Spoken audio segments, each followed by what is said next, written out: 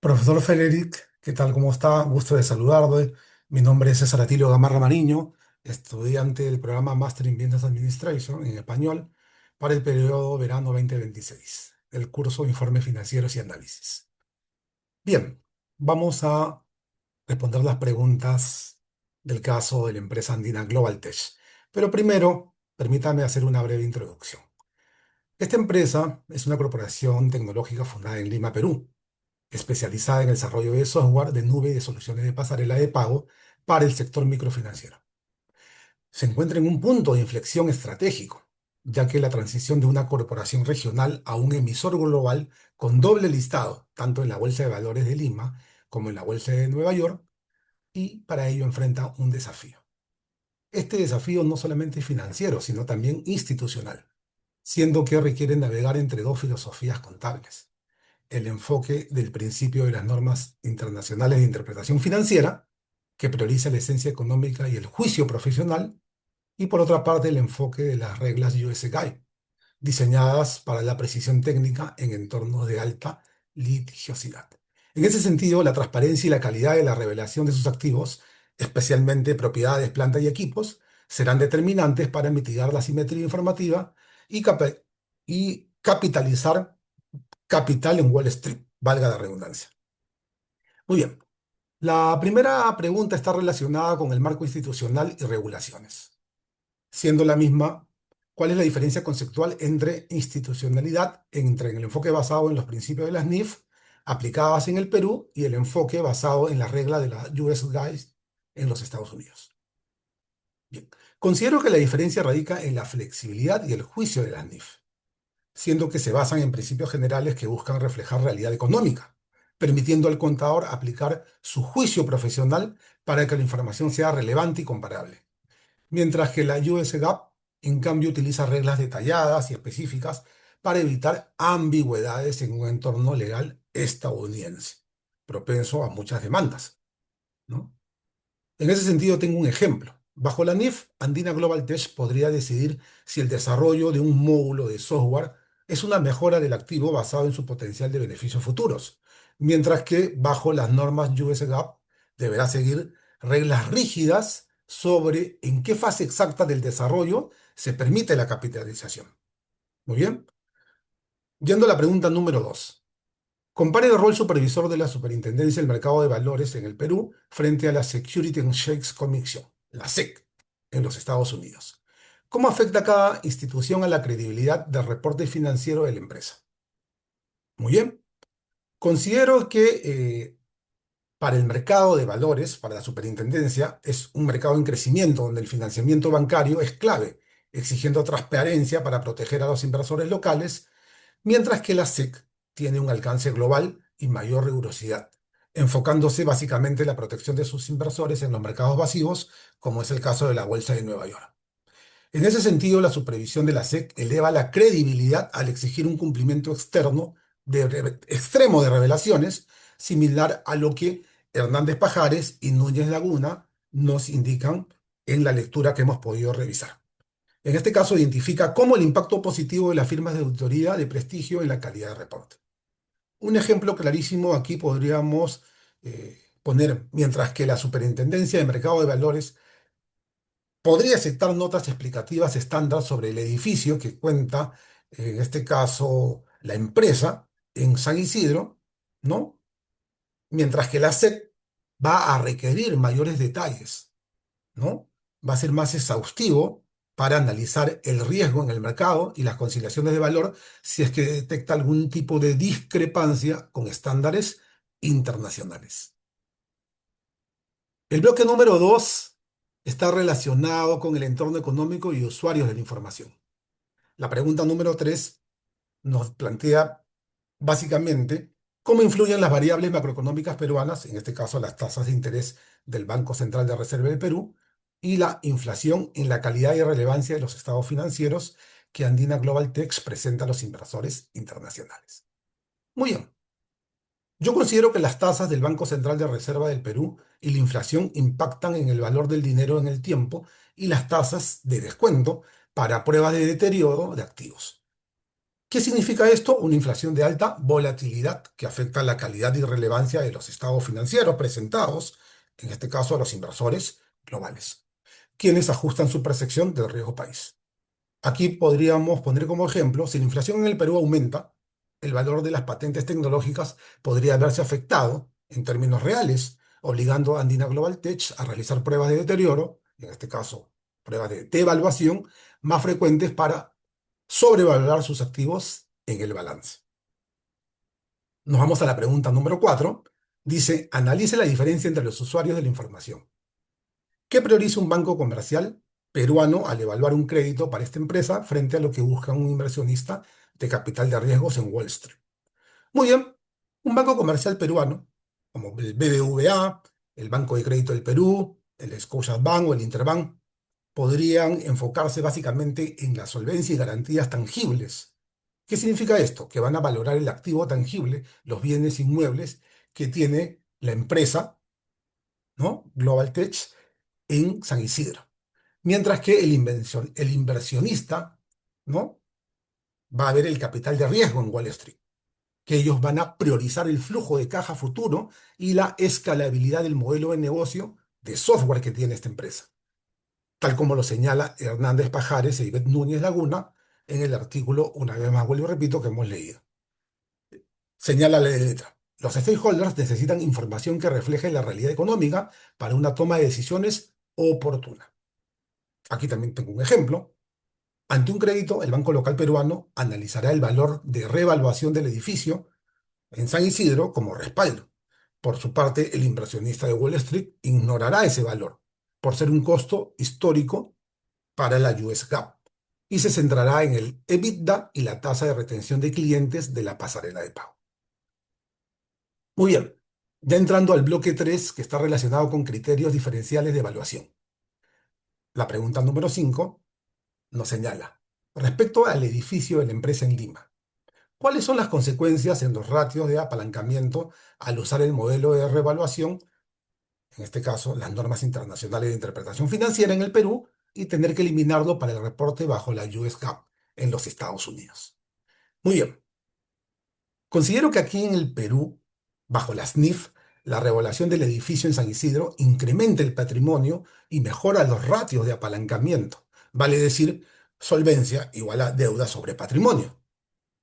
No obstante, Hernández Pajares y Núñez Laguna, 2020, haciendo referencia al artículo, señalan que solo el 14,49% de empresas peruanas usan revaluación, pues no tiene beneficios tributarios y genera reparos en la depreciación. Al reportar a la SEC bajo las normas US GAAP, Andina Global Tech deberá revertir esta revaluación al costo histórico. ¿Qué significa esto? Que va a reducir el patrimonio y empeorará drásticamente sus ratios de deuda en el mercado norteamericano.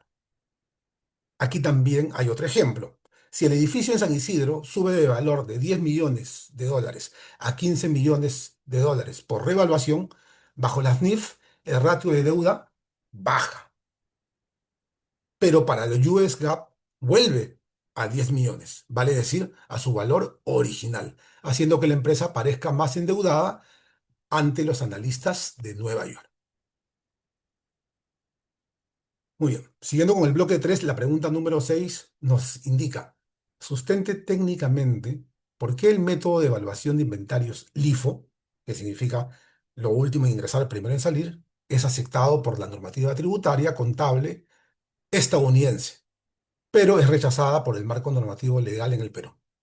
Muy bien, acá primero tenemos que tener muy en cuenta que el método LIFO es aceptado en Estados Unidos principalmente por su incentivo tributario, ya que en épocas de inflación permite registrar costos de venta más altos y reducir el pago de impuestos.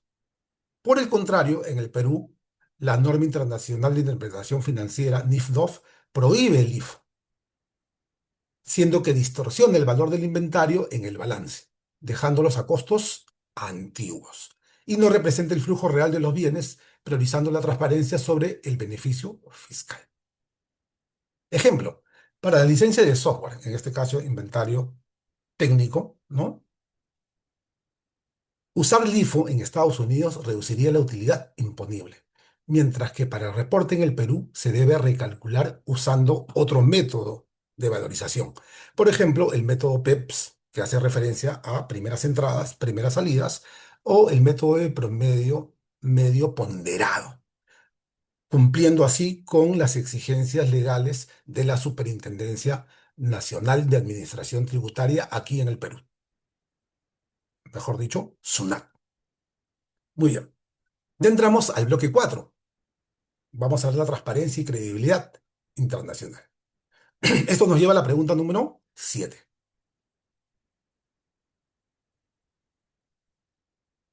Bien, ¿por qué la auditoría de los estados financieros bajo estándares de la IFAP, Federación Internacional de Contadores, es un requisito institucional indispensable para que Andina Global Tech genere confianza en el mercado norteamericano? Muy buena pregunta. La auditoría bajo IFAP es vital porque garantiza que se han seguido normas internacionales de calidad. La literatura revisada, una vez más, que hemos tenido que leer para cumplir con este caso, Hernández Pajares y Núñez Laguna, 2020, confirman que estos factores son determinantes en el nivel de cumplimiento de las revelaciones de la NIC 16, reduciendo el riesgo de auditoría y protegiendo la reputación de la firma ante inversores exigentes. Ejemplo, un dictamen de una de las firmas Big Four. Sabemos que estas firmas Big Four son cuatro, ¿no? Price, Waterhouse, Deloitte, Ernest Young y Kaipo, ¿no? KPMG. Sobre Andina Global Tech asegura que Wall Street que las cifras de las patentes y las PPE, ¿no? Que son las propiedades, plantas y equipos, han sido validadas con el máximo rigor técnico. Muy bien. Nos vamos a la pregunta número 8. ¿De qué manera el riesgo país del Perú debe ser revelado en las notas explicativas en los estados financieros exigidos por la SEC para no inducir a error a los inversores extranjeros? Considero que el riesgo país debe detallarse en las notas de los estados financieros y lo resalto, ¿no? En negrita. ¿Por qué? Porque esto va a explicar cómo la inestabilidad política o económica en el Perú podría afectar los flujos de caja. Esto quiere decir omitir, ¿no? Induciría a un error al inversor extranjero, quien no está familiarizado con el entorno local, en este caso, peruano. Ejemplo, una nota específica detallando la exposición de la empresa Andina Global Tech a la volatilidad del tipo de cambio, ¿no? El sol con el dólar. Y cómo esto afecta el pago de su deuda que tiene con proveedores y o acreedores en el extranjero. Esto es muy vital. Ya entrando a la parte final, bloque 5, análisis y solución estratégica, nos lleva a la pregunta número 9, que señala, si los estados financieros de la empresa logran una correcta conciliación bilingüe y bimonetaria, ¿cómo ayuda el análisis financiero internacional a la junta directiva a decidir una futura expansión hacia mercados, como por ejemplo Chile o Colombia? Excelente pregunta, ¿no? La internacionalización de las empresas son muy importantes. Bien, considero que una correcta conciliación permite la comparabilidad técnica. Si Andina Global Tech desea expandirse ya sea a Chile o a Colombia, países que también aplican las normas internacionales de interpretación financiera, este análisis financiero, valga la redundancia internacional, facilitará el crecimiento, vale decir, fusiones y o adquisiciones que quiera hacer más adelante Andina Global Tech. ¿Ok? Al hablar, obviamente, un mismo lenguaje contable y eliminando barreras de interpretación. Aquí también tenemos un ejemplo. Comparar el margen operativo de Andina Global Tech con una empresa de software colombiana para decidir una adquisición, sabiendo que ambas miden sus activos bajo estándares armonizados y aplicando las reglas internacionales de interpretación financiera. Listo. Llegamos a la pregunta número 10 de análisis y solución estratégica y nos encontramos con la siguiente. Como un CFO de Andina Global Tech, ¿qué estrategia o sistema de gobernanza corporativa implementaría para reducir la simetría de información entre el mercado local, en este caso la Bolsa de Valores de Lima, y el internacional, la Bolsa de Nueva York? Muy bien. Yo considero que bajo mi liderazgo como CFO de Andina Global Tech, Lo primero que haría es implementar un sistema de reporte dual, basado en tres puntos estratégicos. Primero, seleccionar un auditor de clase mundial, de prestigio, ¿no? Una Big Four. Como lo mencioné anteriormente, puede ser a Deloitte, a Ernst Young, a KPMG, ¿no? Entre otros. ¿Qué me va a permitir? Asegurar un cumplimiento normativo de alta calidad. Segundo, transparencia proactiva. Vale decir, revelar voluntariamente detalles de vida útiles y métodos de depreciación, factores que mejoran la percepción para nuestros posibles inversores en la Bolsa de Nueva York. Y finalmente, tres, organizaría un comité de auditoría especializado en conciliaciones, normas internacionales de interpretación financiera, NIF, y US GAAP, para mitigar la asimetría informativa entre Lima y Nueva York. Muy bien, con esto he terminado de responder las 10 preguntas, pero antes de cerrar este video, quisiera permitirme dar tres conclusiones. La primera, la dualidad contable de Andina Global Tech exige una gestión experta de la simetría informativa, donde la elección entre el modelo de reevaluación NIF y el costo histórico US GAAP impacta directamente en la percepción de solvencia internacional. Segundo, el cumplimiento de revelaciones bajo la NIC 16 en Perú es alto, básicamente en empresas industriales y con auditorías de prestigio, lo cual debe ser el estándar para Andina Global Tech. Esto le va a generar una confianza a los inversores en la bolsa de Nueva York y en cualquier otra bolsa. Y finalmente, la armonización contable no es solo un requisito legal, es una herramienta estratégica que facilita el crecimiento orgánico e inorgánico en la región para las empresas que desean internacionalizarse. Muy bien, muchísimas gracias por su atención, profesor Frederick, y hasta una nueva entrega.